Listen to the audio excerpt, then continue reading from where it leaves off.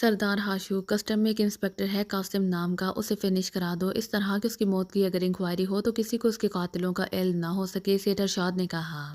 حکم کی تعمیل ہوگی جناب۔ دوسری طرف سے اسی طرح مودبانہ لہجے میں کہا گیا، جب یہ کام ہو جائے تو مجھے اطلاع دے دینا۔ اور تمہارا پیکرز والا سلسلہ کیسا جا رہا ہے؟ کوئی پرابلم تو نہیں ہے؟ سیٹ ارشاد نے کہا۔ نہیں جناب، البتہ آپ کے مخالف گروپ کے استاد کالو کو کسی طرح سے روکیں، وہ ہمارے کام میں مداخلت کر رہا ہے، سردار ہاشو نے کہا۔ استاد کالو وہ کیا مداخلت کر رہا ہے اور کیوں؟ سیٹ ارشاد نے چونک کر کہا۔ سردار، ہمارا ایک لڑکا اچانک غائب ہو گیا ہے، ہم اسے تلاش کر رہے ہیں اور ہمارا خیال ہے کہ استاد کالو کے آدمیوں نے اسے اٹھایا ہے تاکہ ہمارا کام ڈھیلا پڑ جائے، پھر وہ ہمیں میدان سے بھگا دے۔ سردار ہاشو نے کہا۔ او تو یہ بات ہے، ٹھیک ہے میں اس کا بندوبست کراتا ہوں، تم بے فکر رہو، سیٹ ارشاد نے کہا۔ بہت شکریہ جناب، میں جلد ہی آپ کو انسپکٹر قاسم کے بارے میں رپورٹ دوں گا، سردار ہاشو نے کہا۔ تو سیٹ ارشاد نے ریسیور رکھا، پھر انٹرکام کا ریسیور اٹھا کر یکے بعد دیگرے کئی بٹن پریس کر دیے۔ یہ سر ایک مردانہ آواز سنائی دی، لہجہ بے حد مودبانہ تھا۔ بڑے استاد سے بات کراؤ، سیٹ ارشاد نے کہا اور ریسیور رکھ دیا۔ تھوڑی دیر بعد سفید رنگ کے فون کی گھنٹی بج اٹھی۔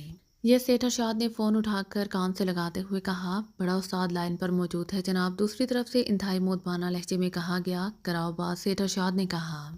عالی جناب، میں بڑا استاد درس کہہ رہا ہوں جناب۔ چند لمحوں بعد ایک منمناتی سی آواز سنائی دی، بڑے استاد تمہاری گرفت اب گروپس پر ڈھیلی پڑتی جا رہی ہے، سیٹ ارشاد نے قدرے سخت لہجے میں کہا۔ او جناب عالی جناب، یہ کیسے ہو سکتا ہے جناب عالی جناب؟ دوسری طرف سے مزید منمناتے ہوئے لہجے میں کہا گیا۔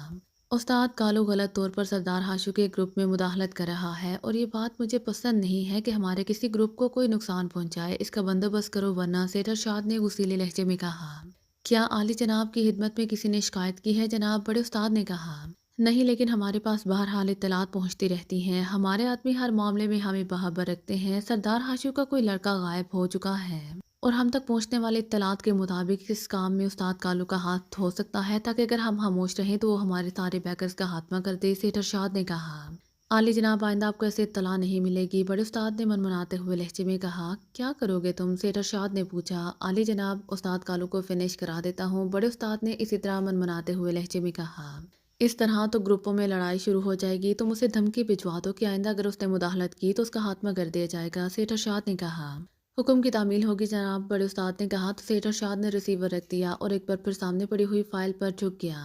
بوڑھے آدمی کا کمزور اور نحیف جسم بری طرح کانپ رہا تھا، اس کی حالت بے حد خراب دکھائی دے رہی تھی، وہ فرش پر پڑا کانپ رہا تھا، اس کے منہ سے ہلکی ہلکی گراہیں نکل رہی تھیں۔ بولو کہاں ہے وہ رقم جو تم نے چھپائی ہے، بولو، ایک لمبے قد اور بھاری جسم کے آدمی نے اس کی پسلیوں میں زور سے لات مارتے ہوئے کہا۔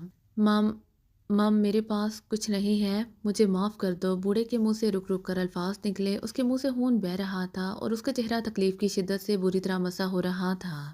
یہ بہت کمزور ہے روشو، اسے مت مارو، اچانک ایک کونے میں بیٹھے ہوئے ایک لنگڑے نوجوان نے اٹھ کر کھڑے ہوتے ہوئے کہا۔ اس کی ایک ٹانگ آتی تھی اور اس کی جگہ لکڑی کی ٹانگ لگی ہوئی تھی۔ تم راکو اس بوڑھے کی حمایت کر رہے ہو؟ اس کی سنو، ہم نے جو اہم جگہ 25,000 روپے میں خریدی ہے اور جہاں روزانہ 4-5 ہزار کی آمدنی ہوتی ہے، یہ بوڑھا وہاں سے سارے دن میں لے آیا ہے صرف 125 روپے۔ اب تم خود بتاؤ کہ ایسا کیوں ہے؟ یہ بڈھا حرامی ہے، اس نے لازماً رقم چھپائی ہے اور میں اسے برداشت نہیں کر سکتا۔ اسے رقم دینا ہوگی ورنہ میں اس کی ایک ایک ہڈی توڑ دوں گا، اس لمبے قد کے آدمی نے انتہائی غصیلے لہجے میں کہا۔ اور یہ تو واقعی اہم مسئلہ ہے، لیکن تم جاؤ، میں خود اس سے بات کرتا ہوں، اصل بات سامنے آ جائے گی، راکو نے آگے بڑھتے ہوئے کہا۔ ٹھیک ہے، میں ڈیرے پر موجود ہوں، تم اس سے اصل بات اگلواؤ ورنہ میں واقعی اس کی ہڈیاں توڑ دوں گا، اس لمبے قد کے آدمی نے کہا، پھر تیز تیز قدم اٹھاتا ہوا ایک طرف بڑھ گیا۔ تو راکو نے آگے بڑھ کر ایک کونے میں گیا، وہاں ایک پرانا سا کولر پڑا ہوا تھا جس کے ساتھ ایک پرانا سا گلاس رکھا ہوا تھا۔ راکو نے گلاس میں پانی بھرا، پھر واپس آ کر اس نے گلاس اس بوڑھے کے منہ سے لگا دیا، جو مسلسل گراہ بھی رہا تھا اور تڑپ بھی رہا تھا۔ اس کا نحیف جسم اس طرح کانپ رہا تھا جیسے اسے جاڑے کا تیز بخار چڑھا ہوا ہو۔ پانی پی کر بوڑھے کی حالت قدرے سنبھل گئی۔ بابا روشن، اصل بات بتا دو، میں ان ظالموں سے تمہیں معافی دلوا دوں گا، راکو نے بابا روشن کے ساتھ زمین پر بیٹھتے ہوئے انتہائی ہمدردانہ لہجے میں کہا۔ تو بوڑھا روشن آہستہ آہستہ اٹھ کر بیٹھ گیا، اس کے جھریوں بھرے چہرے پر آنکھوں سے نکلنے والے آنسو بارش کی طرح برس رہے تھے۔ مام میں نے اپنی بیٹی کو رقم دے دی تھی، وہ بے حد بیمار تھی، اس کے پاس علاج کے لیے پیسے نہیں تھے، بس میرا یہی قصور ہے، بوڑھے روشن نے ہچکیاں لیتے ہوئے کہا۔ تمہاری بیٹی وہ کہاں سے آ گئی؟ کیا مطلب؟ جہاں تک مجھے معلوم ہے کہ تم گزشتہ 20 سالوں سے در بدر پھر رہے ہو، تمہاری بیٹی تمہارے پاس کیسے پہنچ گئی؟ راکو نے حیرت بھرے لہجے میں کہا۔ اس کی شکل میری بیٹی سے ملتی جلتی تھی، وہ میری بیٹی ہی تھی، بوڑھے روشن نے رک رک کر کہا۔ مجھے تفصیل بتا بابا روشن تاکہ میں تمہاری جان ان ظالموں سے چھڑوا سکوں، راکو نے حیرت بھرے لہجے میں کہا۔ مجھے آج کالے چوک پر بٹھایا گیا تھا، وہاں پہلے کوئی اور بیٹھتا تھا، آج میں بیٹھا تھا، وہاں لوگ زیادہ حیرات دیتے ہیں۔ مجھے بھی بھاری رقم مل رہی تھی کہ اچانک چھٹی کے قریب نیلے برقعے میں ملبوس ایک لڑکی آ گئی۔ اس نے چہرے پر نقاب نہیں ڈالا ہوا تھا، اس کا لباس بھی بوسیدہ اور پھٹا ہوا تھا، چہرے پر سوجن تھی، آنکھیں دھندلائی ہوئی تھی۔ وہ میرے پاس بیٹھ کر رونے لگ گئی۔ وہ مجھ سے اس بوڑھے کا پتہ پوچھ رہی تھی جو مجھ سے پہلے وہاں بیٹھتا تھا۔ اس نے بتایا کہ وہ بے حد بیمار ہے اور یہاں سے قریب ہی رہتی ہے، اس کا کوئی والد وارث نہیں ہے، اس کے پاس نہ خوراک کے پیسے ہیں اور نہ علاج کے لیے۔ مجھ سے پہلے وہاں بیٹھنے والا بوڑھا اس سے کچھ رقم دے دیتا تھا جس سے وہ خوراک بھی کھا لیتی تھی اور علاج کراتی تھی۔ پہلے تو میں نے سوچا کہ اسے اپنے گروپ میں شامل کروا لوں، لیکن پھر جب میں نے اس کا چہرہ غور سے دیکھا تو مجھے اپنی بیٹی ہی اس کے چہرے میں نظر آ گئی۔ وہ ہو بہو میری بیٹی چاندنی جیسی تھی۔ میں نے ارادہ بدل دیا کیونکہ مجھے معلوم ہے کہ یہاں گروپ کے بدماش ایسی لڑکیوں کے ساتھ کیا سلوک کرتے ہیں، اور میں اس بیمار لڑکی کو اور دکھی نہیں کرنا چاہتا تھا۔ مجھے اپنی بیٹی پر ترس آ گیا اور میں نے جتنی رقم کمائی تھی وہ میں نے اسے دے دی اور اسے کہا کہ وہ ہر ہفتے میرے پاس آ کر مجھ سے رقم لے جایا کرے اور اپنا علاج کرائے۔ وہ میرا شکریہ ادا کر کے چلی گئی۔ باقی یہی رقم مجھے بعد میں ملی۔ میں نے روشو کی مار کھا لی ہے اور بھی کھا لوں گا، لیکن میری بیٹی اپنا علاج تو کرا لے گی۔ بوڑھے روشن نے ہچکیاں لے کر روتے ہوئے اٹک اٹک کر ساری تفصیل بتا دی۔ اس کے کانوں میں کالے رنگ کے بندے بھی تھے۔ راکو نے ہونٹ چباتے ہوئے کہا، ہاں ہاں، کیا تم میری بیٹی چاندنی کو جانتے ہو؟ بوڑھے روشن نے چونک کر کہا، وہ استاد کالو کے گروپ کی سب سے چالاک عورت ہے بابا روشن، وہ تمہیں بے وقوف بنا کر تم سے رقم لے گئی ہے۔ راکو نے کہا، ہوگی، لیکن وہ میری بیٹی ہے چاندنی، بس وہ میری بیٹی ہے، میں کہہ رہا ہوں کہ وہ میری بیٹی ہے، بابا روشن نے کہا تو راکو ایک طویل سانس لیتا ہوا اٹھا ہی تھا کہ روشو کمرے سے نکل کر آ گیا۔ کیا بتایا ہے اس بڈھے نے؟ کہاں چھپائی ہے اس نے رقم؟ روشو نے غصیلے لہجے میں کہا تو راکو نے اسے ساری تفصیل بتا دی۔ اور تو اس نے ساری رقم استاد کالو کی عورت کو دے دی ہے؟ کیوں دی ہے بڈھے؟ روش نے انتہائی غضبناک لہجے میں کہا، وہ میری بیٹی تھی چاندنی، وہ بیمار تھی۔ بوڑھے نے رک رک کر کہا، اب معاف کر دو روشو، آئندہ ایسا نہیں ہوگا، میں اسے سمجھا دوں گا۔ راکو نے روشو کے سامنے دونوں ہاتھ جوڑتے ہوئے کہا، اسے معاف کر دوں؟ کیا کہہ رہے ہو تم؟ رقم کم ہے، سردار ہاشو تو مجھے الٹا لٹکا دے گا، پہلے ہی وہ رقم کی کمی پر چیخ رہا ہے اور اس حرامزادے نے ہمارے گروپ کی رقم استاد کالو کے گروپ کے حوالے کر دی۔ اسے معاف کر دوں؟ روشو نے چیخ کر کہا اور اس کے ساتھ اس نے کرتے کی سائیڈ جیب سے پسٹل نکالا اور دوسرے لمحے زوردار دھماکوں کے ساتھ ہی دیوار کے ساتھ بیٹھے بابا روشن کے نحیف اور پچکے ہوئے سینے پر گولیوں کی بارش ہو گئی اور بابا روشن بغیر چیخے پہلو کے بل گرا اور چند لمحے تڑپنے کے بعد ساکت ہو گیا۔ اس کی آنکھیں کھلی ہوئی تھی، شاید اپنی بیٹی کے انتظار میں۔ راکو فائرنگ ہوتے ہی تیزی سے 2 قدم پیچھے ہٹ گیا۔ اسے معاف کر دوں؟ اسے روشو نے چیختے ہوئے کہا، پھر پسٹل جیب میں ڈال کر اس نے بوڑھے کی لاش کو بڑے نفرت بھرے انداز میں 2 ٹھوکریں ماری اور مڑ کر تیز تیز قدم اٹھاتا کمرے کی طرف بڑھ گیا۔ راکو نے بے اختیار ایک طویل سانس لیا۔ بابا روشن کی حالت دیکھ کر اس کی آنکھوں سے بے اختیار آنسو بہہ نکلے تھے۔ وہ بابا روشن کی لاش کے پاس بیٹھ گیا۔ بابا روشن تم سچے تھے، بابا روشن تم واقعی سچے تھے، اس نے روتے ہوئے کہا اور ہاتھ بڑھا کر اس نے بابا روشن کی کھلی ہوئی آنکھیں بند کی۔ اسی لمحے کمرے سے سردار ہاشو تیزی سے باہر آیا۔ اس کے پیچھے روشو تھا۔ سردار ہاشو بوڑھے بابا روشن کی لاش کے قریب آ کر رک گیا۔ اس کا یہی انجام ہونا چاہیے تھا۔ ہماری رقمیں دوسروں کو دینے والے اور رقمیں چھپانے والے سب کو اسی طرح سزا ملنی چاہیے۔ روشو تم نے بہت اچھا کیا ہے، اور سنو، تمام گروپ کے فقیروں کو کہہ دو کہ جس نے کمائی میں سے 1 روپیہ بھی چھپایا یا عام انداز سے کم کمائی کی تو اسے اسی طرح سزا دی جائے گی۔ غضب ہے کہ زیادہ کمائی والے اڈے بھی ہمارے پاس ہوں اور اس کے باوجود زیادہ کمائی ہو استاد کالو کے گروپ کی۔ اس کی لاش اٹھوا کر کوڑے کے ڈھیر پر پھینکوا دو، البتہ اس کے کپڑے اتار لینا، کسی دوسرے کے کام آئیں گے، سردار ہاشو نے کہا۔ ٹھیک ہے استاد، راشو نے کہا تو سردار ہاشو ہونٹ پینچے واپس اس کمرے کی طرف بڑھتا چلا گیا۔ راکو اب دیوار سے پش لگائے آنکھیں بند کیے بیٹھا تھا۔ اس کی آنکھوں میں اپنی چھوٹی بیٹی نازیہ کا چہرہ گھوم رہا تھا۔ وہ جب نشے کا عادی ہو کر گھر سے نکلا تھا تو اس کی چھوٹی بیٹی اس سے لپٹ گئی تھی، لیکن راکو کو نشہ چاہیے تھا، اسی لیے وہ اسے جھٹک کر باہر آ گیا تھا۔ پھر وہ استاد روشو کے گروپ میں شامل ہو گیا تھا۔ اسے یہاں نشہ بھی ملتا تھا اور خوراک بھی، البتہ اس کے لیے اب سے بھیک مانگنی پڑتی تھی، لیکن اب اس کی بند آنکھوں میں نازیہ کا چہرہ گھوم رہا تھا۔ تم سچی تھی نازیہ، تم سچی تھی، کاش اس وقت میں تمہاری بات مان لیتا، کسی روز میرا انجام بھی اس بابا روشن جیسا ہی ہوگا، تم سچی تھی نازیہ، راکو نے بڑبڑاتے ہوئے کہا۔ اس کے ساتھ اس کی آنکھوں سے آنسو بارش کی طرح برسنے لگے۔ عمران اپنے فلیٹ میں موجود تھا کہ کال بیل کی آواز سنائی دی تو عمران نے چونک کر ہاتھ میں پکڑی ہوئی کتاب نیچے کر دی۔ اس وقت کون آ سکتا ہے؟ عمران نے بڑبڑاتے ہوئے کہا، کیونکہ رات پڑنے والی تھی۔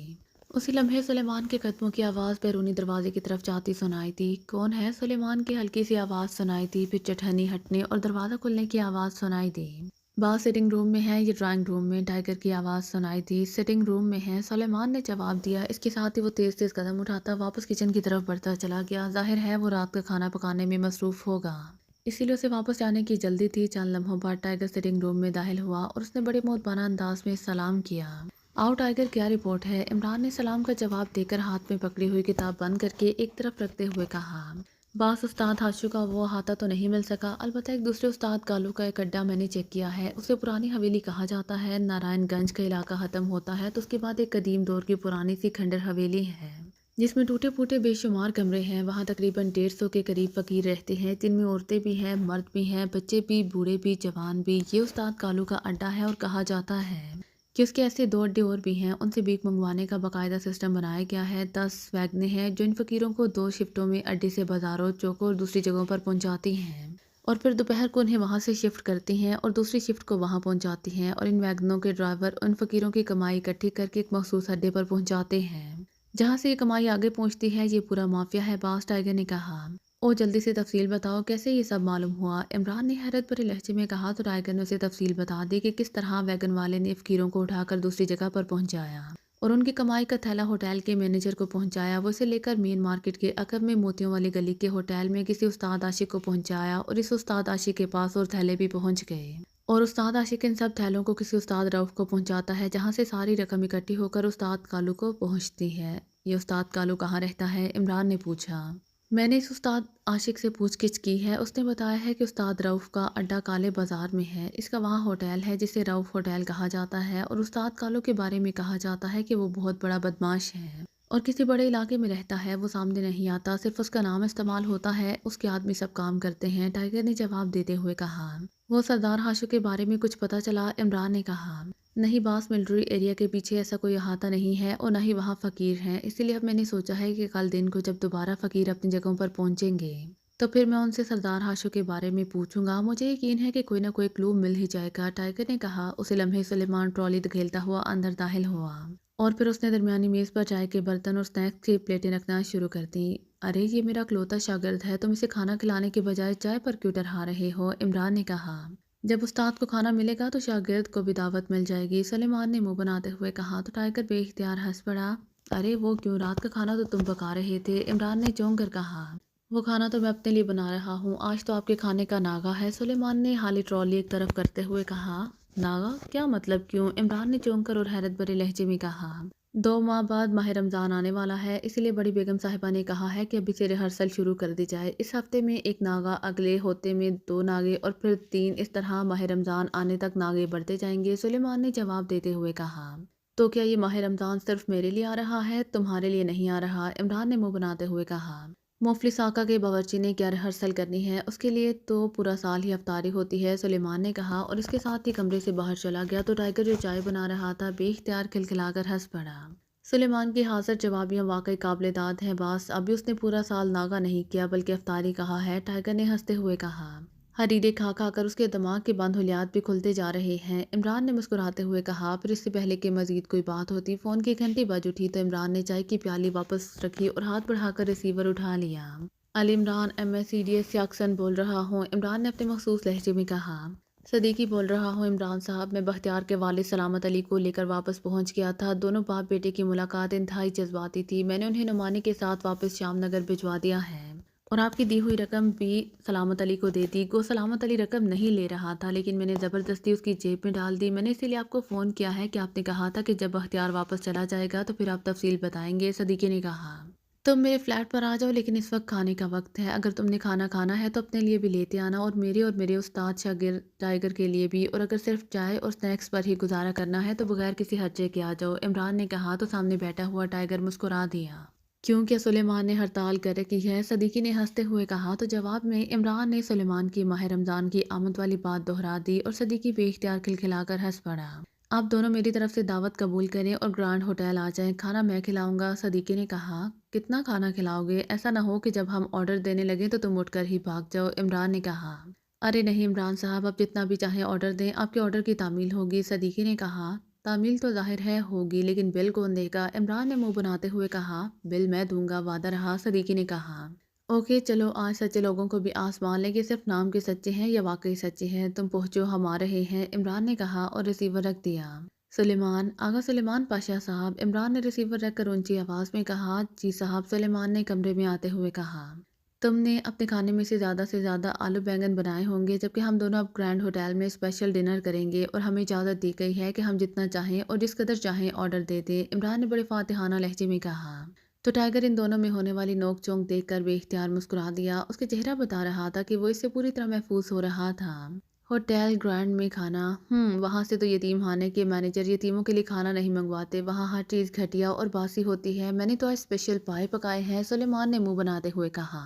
स्पेशल पाए क्या मतलब, हाथी के पाए, इमरान ने चौंक कर कहा। यहाँ खरगोश के पाए नहीं खरीदे जा सकते और आप हाथी के पाए कह रहे हैं। बकरे के पाए हैं, हमसायों ने भेजे हैं, इसीलिए पक रहे हैं और अब मैं बैठकर इत्मीनान से खाऊंगा, सुलेमान ने कहा और वापस मुड़ गया। आओ टाइगर, वैसे बकरे के पाए सुलेमान वाकई बेहद लजीज पकाता है, लेकिन अब क्या किया जाए, मजबूरी है, इमरान ने उठते हुए कहा। तो टाइगर बेइख्तियार हंस पड़ा।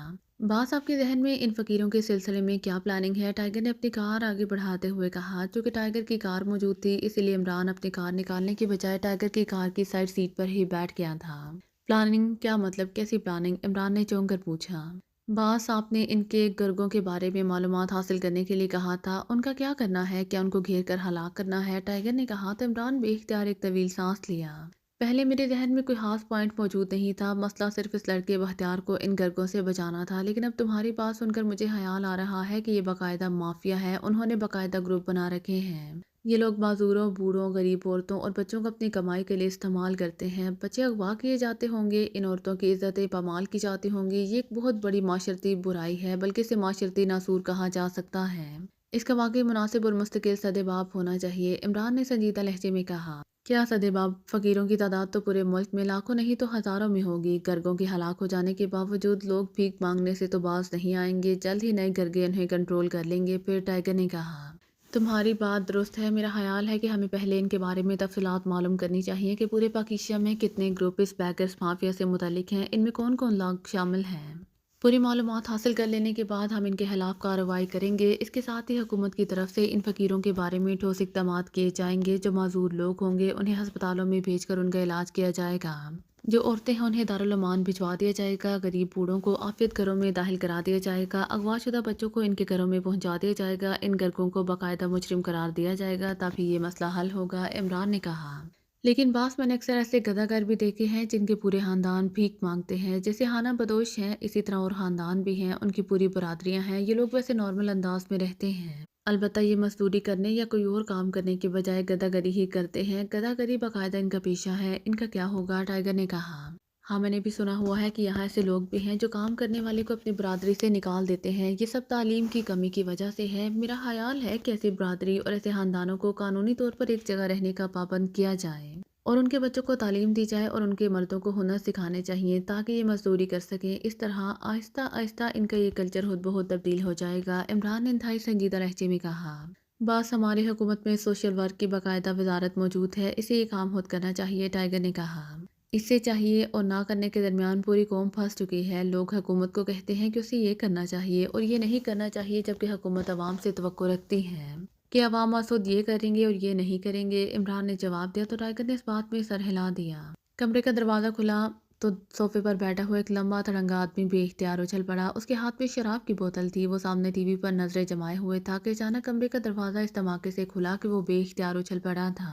कमरे में एक नौजवान दाखिल हो रहा था जिसने जीन्स की पैंट और स्याह रंग की जैकेट पहनी हुई थी। उसके सर के बाल उसके कांधों पर पड़े हुए थे। चेहरे मेहरे और अंदाज से वो जराइम पेशा दिखाई देता था। ये क्या तरीका है आने का, बख्शो, सोफे पर बैठे हुए लंबे तड़ंगे आदमी ने उसीले लहजे में कहा। सॉरी बॉस, दरअसल मैं बेहद जोश में था, इसलिए ऐसा हुआ है, आई एम सॉरी, आने वाले ने, जिसे बख्शू के नाम से पुकारा गया था, कदरे माजरत भरे लहजे में कहा और सामने पड़े हुए दूसरे सोफे पर बैठ गया। ऐसा क्या जोश आ गया था तुम्हें, बास ने मुंह बनाते हुए कहा। बास, कस्टम के इंस्पेक्टर कासिम को आज सुबह गोली मार दी गई है और उसे गोली मारने वाला सरदार हाशू है, बख्शू ने कहा। तो बास बेइख्तियार चौंक कर सीधा हो गया। क्या क्या कह रहे हो, क्या मतलब, कौन इंस्पेक्टर कासिम, बास ने हैरत भरे लहजे में कहा। बास, कस्टम में एक इंतहाई ईमानदार कस्टम इंस्पेक्टर तैनात था जिसका नाम कासिम था। उसने काफिरिस्तान से आने वाली एक शिपमेंट पकड़ ली जिसमें ममनुआ माल भिजवाया गया था, जिस पर सब अफराद को गिरफ्तार कर लिया गया और माल बहक हुकूमत जब्त कर लिया गया। लेकिन बाद में ये सब लोग बरी हो गए और इंस्पेक्टर कासिम को इस सीट से हटाकर एक दूसरे आम से शोबे में भिजवा दिया गया। लेकिन फिर पता चला कि इंस्पेक्टर कासिम को दोबारा इस सीट पर ले आया गया है क्योंकि इसका भाई सेंट्रल इंटेलिजेंस में इंस्पेक्टर है। उसने सेंट्रल इंटेलिजेंस के director general sir Abdul Rahman को सारी सूरत हाल बताई, जिस पर उन्होंने खुफिया इंक्वायरी कराई। تو انہیں رپورٹ مل گئی کہ واقعی انسپکٹر قاسم کو اس کی ایمانداری کی سزا دی گئی ہے، جس پر ان کے کہنے پر قاسم کو دوبارہ پہلے والے شعبے میں تعینات کر دیا گیا۔ بخشو نے تفصیل بتاتے ہوئے کہا، کافرستان سے یہ مال کس نے بھجوایا تھا؟ عباس نے پوچھا۔ سیٹھ اشوک کا مال تھا باس، بخشو نے کہا۔ او اچھا، پھر کیا ہوا؟ عباس نے کہا، باس آج صبح قاسم سرکاری کار میں ڈیوٹی پر جا رہا تھا کہ ایک چوک پر جیسے ہی سگنل ریڈ ہوا اس نے کار روکی تو اسے وہیں گولی مار دی گئی اور وہ موقع پر ہی ہلاک ہو گیا کیونکہ گولی اس کے سر میں لگی تھی۔ بخشو نے کہا، لیکن تم تو کہہ رہے تھے کہ یہ قتل سردار ہاشو نے کیا ہے؟ عباس نے کہا،